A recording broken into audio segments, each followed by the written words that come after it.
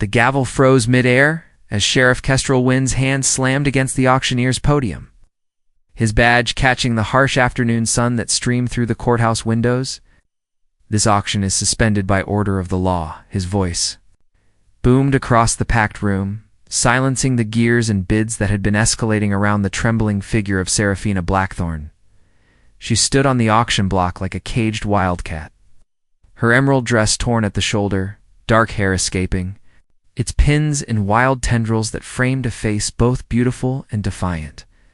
Her father's debts had brought her to this moment, but the fire in her amber eyes suggested she'd burn the whole town down before she'd submit willingly to any man's ownership. "Sheriff, you have no authority here," snarled Augustus Grimwald, the town's wealthiest landowner, his pocket watch swinging from his vest as he gestured angrily.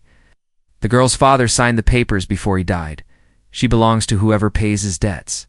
Kestrel's jaw tightened as he studied the legal documents, thrust before him. 3 years as sheriff had taught him the difference between law and justice, and this stank of corruption. The debt amount kept changing with each paper he examined. First $500, then $800, now mysteriously climbing to over $1,000. "These numbers don't match," Kestrel declared, his gray eyes scanning the crowd that had gathered to witness what they'd whispered would be the most scandalous auction in Millbrook Valley's history. "I'm calling for a full investigation." Grimwald's face purpled with rage. "You're overstepping, Wynn. The mayor won't stand for this interference." But Seraphina had stepped down from the block, moving toward Kestrel with the grace of a woman who'd never learned to bow her head. "Thank you," she whispered, her voice barely audible above the murmur of the disappointed crowd. Up close, he could see the exhaustion in her face, the way her hands shook despite her brave facade. "You're safe for now," Kestrel replied, removing his coat and draping it over her shoulders. The simple gesture sent whispers rippling through the courthouse like wildfire. As the crowd dispersed, grumbling about lost entertainment and wasted time, Grimwald approached with a smile that didn't reach his cold blue eyes. "You think you've won something here, Sheriff? That girl will be mine one way or another. The law always finds a way." Kestrel watched the man leave, a chill settling in his chest that had nothing to do with the autumn air. He'd halted this auction, but something in Grimwald's tone suggested the real danger was just beginning. That evening, as Seraphina sat in the sheriff's office wrapped in a borrowed shawl, she finally spoke the words that would haunt Kestrel through the long night ahead. He'll try again. Men like Grimwald don't stop until they get what they want. Sheriff's next time, you might not be there to save me.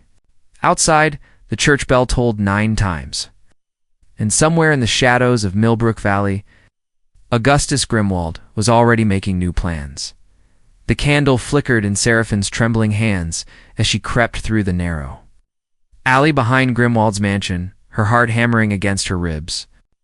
2 days had passed since the sheriff's intervention. 2 days of false security that shattered when she'd overheard the hushed conversation in the general store about a private arrangement set for midnight. Kestrel had been called away on urgent business to the neighboring county, convenient timing that reeked of deliberate planning. Now, Seraphina pressed herself against the cold stone wall, peering through the mansion's kitchen window where shadows moved like ghosts in the lamplight. The sheriff's gone, and the girls alone at the boarding house. She heard Grimwald's voice, smooth as silk, but deadly as snake venom. "Widow Cornelius won't interfere when we tell her it's all perfectly legal." A second voice, rougher and unfamiliar, responded with a low chuckle. "What about the papers? Wynn was asking too many questions." "If that to me? By tomorrow morning, I'll have documents that would fool Solomon himself." The girl's father owed more than anyone realized. Gambling debts, you understand? Very difficult to verify. Seraphine's blood turned to ice.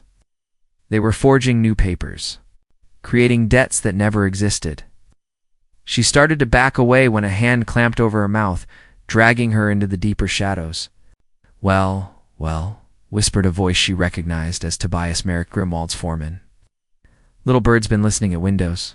Boss is going to be real interested in this." She bit his hand hard enough to draw blood and twisted free, her skirts hampering her as she ran through the maze of back streets toward the boarding house. Behind her, Merrick's shouts echoed off the buildings, soon joined by the thunder of multiple footsteps at the boarding house. Widow Cornelius met her at the door with frightened eyes. "Child," men came by asking questions, official-looking papers, and everything. They said you'd stolen something from Mr. Grimwald. "It's lies," Serafina gasped, rushing upstairs to gather her few possessions. "I need to reach Sheriff Wynne in Cedar Falls." But even as she packed, she could hear horses approaching. Through her window, she saw Grimwald himself dismounting, flanked by 3 men she didn't recognize. Their badges glinted in the moonlight, but something about them felt wrong, too eager, too hungry. Miss Blackthorne Grimwald called up to her window, his voice carrying the false courtesy of a spider inviting a fly. "There's been a terrible misunderstanding. These federal marshals have come to collect you for questioning about your father's business dealings. It's very serious charges. I'm afraid federal marshals in Millbrook Valley at midnight." The story fell apart under the slightest scrutiny. But who would challenge men with badges when the local sheriff was conveniently absent? Serafina closed her eyes, feeling the trap closing around her like iron jaws. In a few hours, she'd be sold again, this time with papers so perfectly forged that even Kestrel might not be able to prove their falseness. She opened her window and looked down at the men waiting below. "I'll come down," she called, her voice steady, despite the terror clawing at her throat. "Just let me gather my things." But instead of packing, she was writing a desperate message explaining everything she'd overheard, everything she suspected. If she disappeared tonight, at least someone would know the truth, as she sealed the letter. The church bell began to toll midnight, each chime sounding like a death knell. Kestrel's horse thundered through the darkness, foam flying from its mouth. As they raced back toward Millbrook Valley, the urgent message that had summoned him to Cedar Falls had proven to be a hoax, no prisoner transport. Number, federal investigation. Just a wild goose chase designed to pull him away from town at the crucial moment. His deputy, young Fletcher Kane, had ridden out to meet him on the road with Seraphine's letter clutched in his shaking hand. The boy's face was pale as moonlight when he delivered the news. "Sheriff, they took her. Grimwald and some men claiming to be federal marshals. Widow Cornelius tried to stop them, but they had papers." Now Kestrel pushed his mount harder, the animal's hooves striking sparks from the rocky ground. The letter had revealed Grimwald's entire scheme to forge documents, the fake marshals, even the location where they'd likely taken her. The old Meridian plantation house, abandoned since the war, but rumored to host private auctions for those with particular tastes in deep pockets. The plantation loomed against the star-filled sky like a monument to decay, its broken windows reflecting the moon like dead eyes. But light spilled from the basement windows. The sound of voices carried on the night air, the sound of men bidding on human flesh. Kestrel dismounted silently, checking his revolvers before creeping toward the building. Through a cracked window, he could see into the basement where a makeshift auction had been arranged. Oil lamps cast dancing shadows on the walls, and perhaps 20 men sat in rough chairs, their faces eager and predatory. On the makeshift stage, Serafina stood chained, her dress replaced with something that barely preserved her modesty. Even in shackles, her spine was straight, her chin raised in defiance. When one bidder shouted a lewd comment, she spit in his direction, earning a vicious backhand from one of Grimwald's men. "Gentlemen, gentlemen," Grimwald's voice rose above the crowd. "I assure you this little wildcat can be tamed. The previous owner's debts total $1,500, now a bargain for such exotic beauty. 1,500. The number kept growing. Like cancer, Kestrel thought grimly. He counted the men in the room, calculating odds and angles. 22-1, not impossible, but close. 2,000, shouted a voice from the back. 2,500, called another.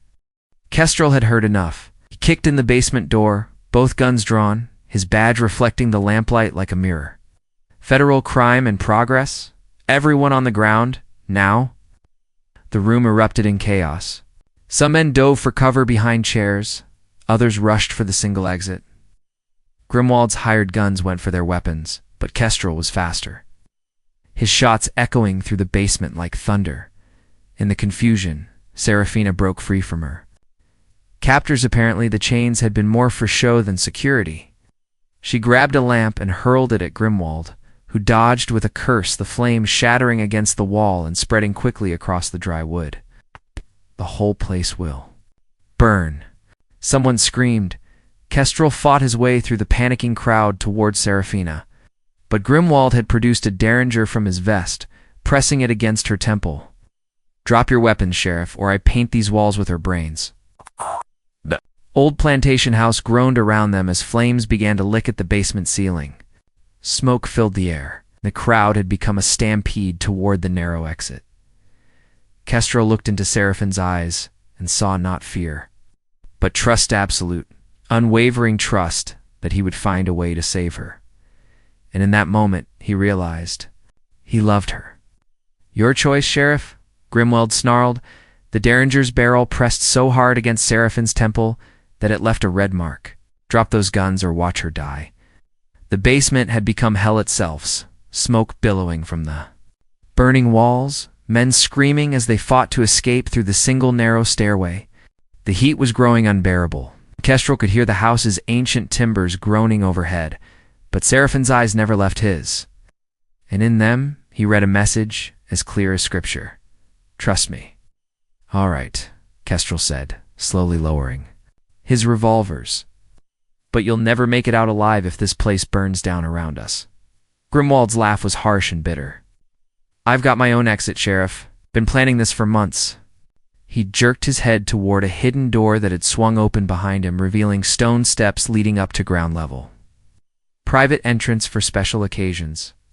As Grimwald began backing toward the secret exit, dragging Serafina with him, she suddenly went completely limp, dropping her full weight against his arm. The unexpected move threw him off balance, just as a burning beam crashed down between them and Kestrel. Serafina rolled away, and Grimwald's shot went wild. Out the bullet, splintering the wooden ceiling. Kestrel dove through the flames, his coat catching fire as he tackled Grimwald to the ground. The two men rolled across the stone floor, fighting for control of the derringer. Grimwald was stronger, but Kestrel was younger and desperate. Above them, the plantation house was becoming an inferno, the smoke so thick now that breathing felt like drowning. "Sheriff." Seraphine's voice cut through the chaos. She'd found his dropped revolvers and stood ready to shoot. But the two men were too tangled together for a clean shot. Grimwald managed to get on top, pressing the derringer toward Kestrel's chest, his face twisted with rage and madness. "Should have minded your own business. Win. Now you'll both burn." But Serafina had remembered something from her father's old war stories. Instead of trying for a perfect shot, she aimed at the oil lamp hanging directly above the fighting. Menon fired. The lamp exploded in a shower of glass and flame, momentarily blinding Grimwald and giving Kestrel the opening he needed. His fist connected with Grimwald's jaw, sending the man sprawling backward into the burning debris. "The exit," Kestrel shouted, grabbing Seraphine's hand. They rushed toward the secret stairway as the basement became a holocaust behind them. The stone steps led up to a hidden door that opened into the plantation's overgrown garden. And they burst into the cool night air just as the building's roof collapsed with a sound like the world ending. For a moment they stood gasping, watching the flames reach toward the stars. Then Serafina was in Kestrel's arms, both of them alive against all odds, both of them whole. "Is he?" she asked, looking back at the inferno. Kestrel nodded grimly. Augustus Grimwald's reign of terror was over, consumed by the same greed and cruelty that had defined his life. "What happens now?" Serafina whispered against his chest. "Now we go home," he said. But even as the words left his lips, he realized they both needed to decide what home meant together. 3 weeks later, Serafina stood in the Millbrook Valley courthouse, wearing the same emerald dress from the auction, now cleaned and mended, watching as Judge Mortimer Blackstock reviewed the last of the legal documents spread across his bench. "Miss Blackthorne," the elderly judge said, removing his spectacles to clean them, "I'm pleased to report that every single debt attributed to your father has been proven fraudulent. the real estate Augustus Grimwald claimed his collateral was, never legally mortgaged, and several of these promissory notes are obvious forgeries. Relief flooded through her, but it was tempered by the uncertainty of what came next. For the first time in months, she was truly free, but freedom felt strange and weightless after so much time spent running from shadows. Kestrel stood beside her, still wearing his sheriff's badge, but looking as uncertain as she felt. Night at the plantation, they'd barely had time for private conversation. The investigation, the paperwork, endless questions from territorial officials, everything had kept them apart just when they most needed to talk. "There's more," Judge Blackstock continued, shuffling through another set of papers. "It appears your father actually owned considerable property that Grimwald had been systematically stealing through forged documents. You're not just free, Miss Blackthorne. You're wealthy." Courthouse buzzed with whispers. Overnight, the woman who'd nearly been sold at auction had become one of the most prosperous citizens in the valley. The irony wasn't lost on anyone present. Outside the courthouse, Serafina walked slowly toward the livery stable where her father's recovered property included several fine horses. Kestrel matched her pace, his hands clasped behind his back, both of them aware that half the town was watching their every move. "So," he said finally, "what will you do now?" "I've been thinking about that," she replied, stopping beside a beautiful mare that was apparently hers. "I could leave. I could take my inheritance and start fresh somewhere. Nobody knows the story of how I nearly became property." Kestrel's heart clenched, but he kept his voice steady. "That would be understandable." Or, she continued, turning to face him fully, "I could stay. Use my resources to make sure nothing like this ever happens to anyone else in Millbrook Valley." "Would be dangerous," he said. "Grimwald had friends, allies. Some of them escaped that night. Then the town will need a good sheriff to keep them in line." She stepped closer, her amber eyes searching his face. "Kestrel, what we went through, it changed something in me. Not just the terror or the relief, but seeing how you risked everything to save a woman you barely knew." "I knew enough," he said softly. "I knew you were brave and kind and worth saving. I knew you were honorable and strong and exactly the kind of man I'd been praying existed somewhere in this world." She reached up and touched his face, her fingers tracing the scar he'd earned fighting for her freedom. But knowing and loving aren't the same thing. The word hung between them like a bridge waiting to be crossed. "Serafina," he whispered, "I fell in love with you the moment I saw you on that auction block, refusing to bow your head even when the whole world seemed against you. But you deserve better than a small-town sheriff with more enemies than friends." Laughed then, the sound like silver bells in the afternoon air. "Better than the man who literally rode through fire to save me?" When their lips met, the watching crowd burst into applause and cheers that echoed off the courthouse walls.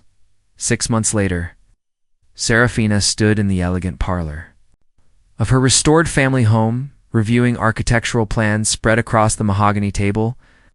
The house had been returned to its former grandeur, but she'd added something new, a separate wing that would serve as a refuge for women in desperate circumstances. "The Blackthorn Haven," she murmured to herself, testing the name. It felt right. Outside, she could hear the sounds of construction as workers put finishing touches on the new building. Inside, she'd already helped 3 women escape situations similar to her own.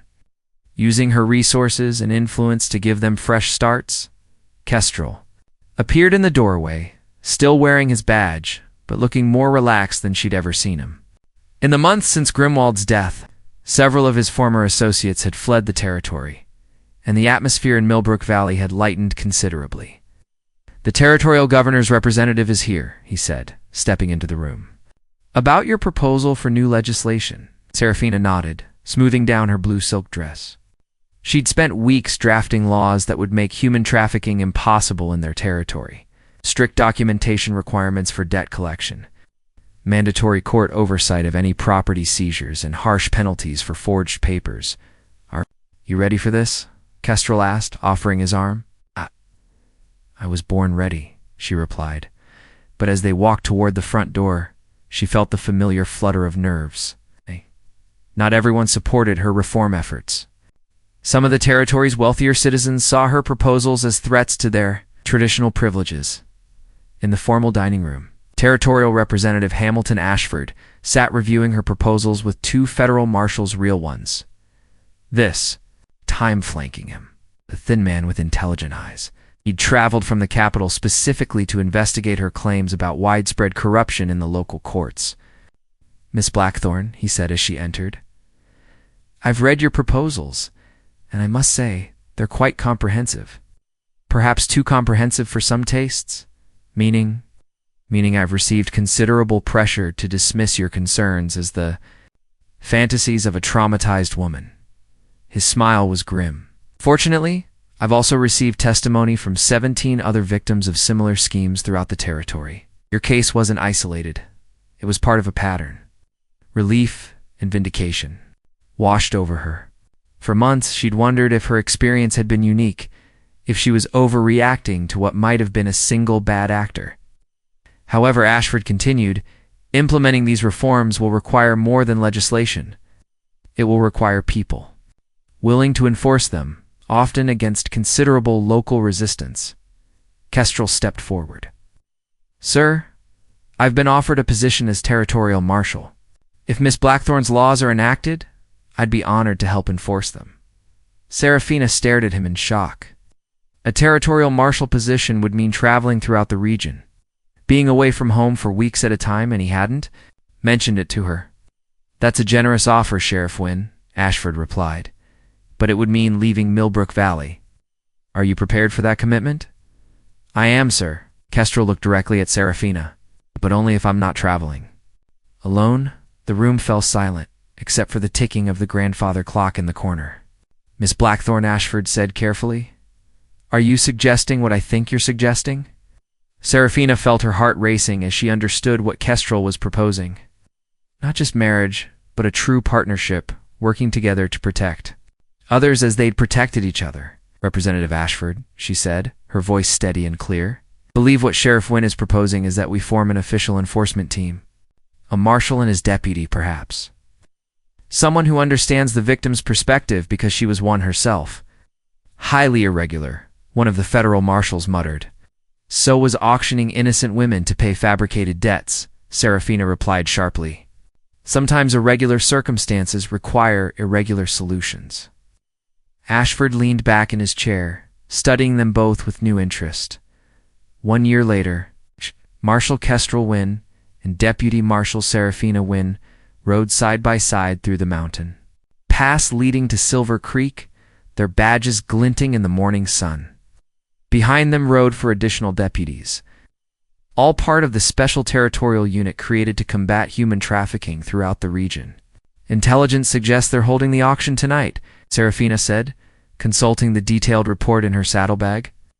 3 women and a young man, all taken for debts their families supposedly. Oh, Kestrel nodded grimly.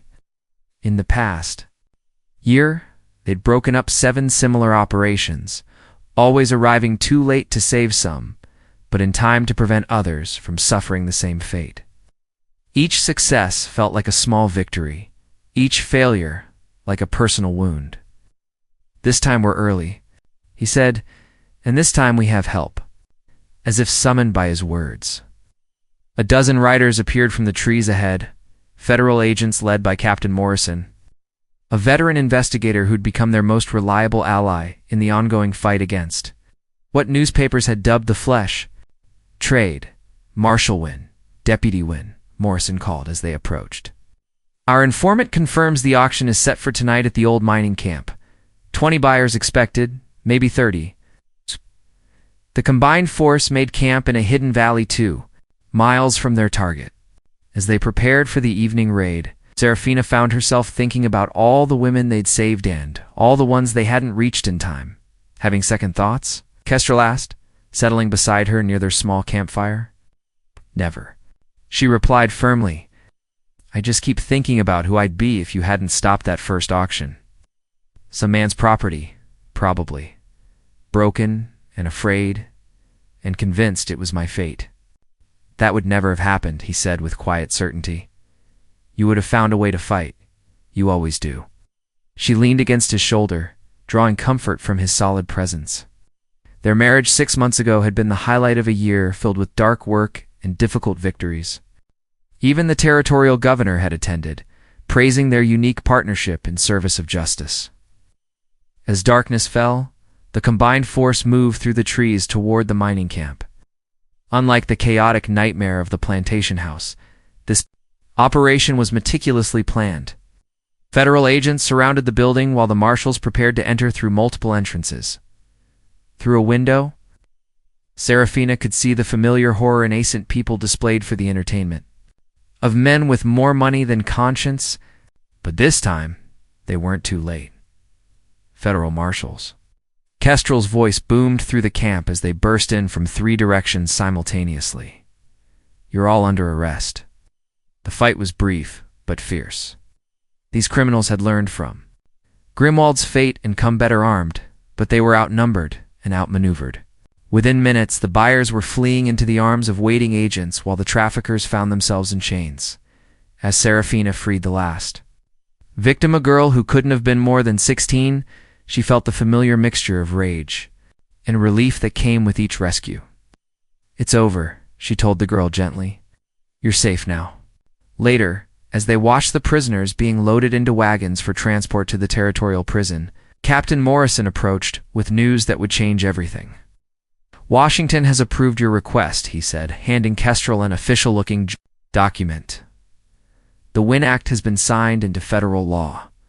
Your anti-trafficking legislation is now enforceable in all Western territories." Serafina stared at the paper, hardly believing the words. A year ago, she'd been a frightened woman nearly sold at auction. Now her name would be attached to laws protecting countless others from the same fate. "There's more," Morrison continued. "Congress is creating a new federal task force, specifically for human trafficking cases. They want you to head it up. National jurisdiction, unlimited resources, your own team of specialists." Kestrel looked at his wife, and she saw her own thoughts reflected in his eyes. Bigger cases, higher stakes, but also the chance to save more lives than they'd ever dreamed possible. "I'll need to think about it," Serafina said diplomatically, but as they rode back toward Millbrook Valley under a canopy of stars, she already knew their answer. They'd started this fight to save one woman from an unjust fate. Now they had the chance to save them all. "So," Kestrel said as their home came into view, lights glowing warmly in every window, ready for the next adventure, Deputy Marshal Wynne. She smiled, feeling the weight of her badge and the lightness of her heart in perfect balance. "I was born ready, Marshal Wynne. I was born ready." Behind them, the rescued victims rode in a secure wagon toward new lives and fresh hope. Ahead of them lay challenges they couldn't yet imagine. But together, they would face whatever came. The auction block where her nightmare had begun was gone, replaced by a monument to justice. And in its place, a love story had bloomed that would inspire generations of lawmen and women to come. Some endings, Serafina thought, are really just beginnings in disguise.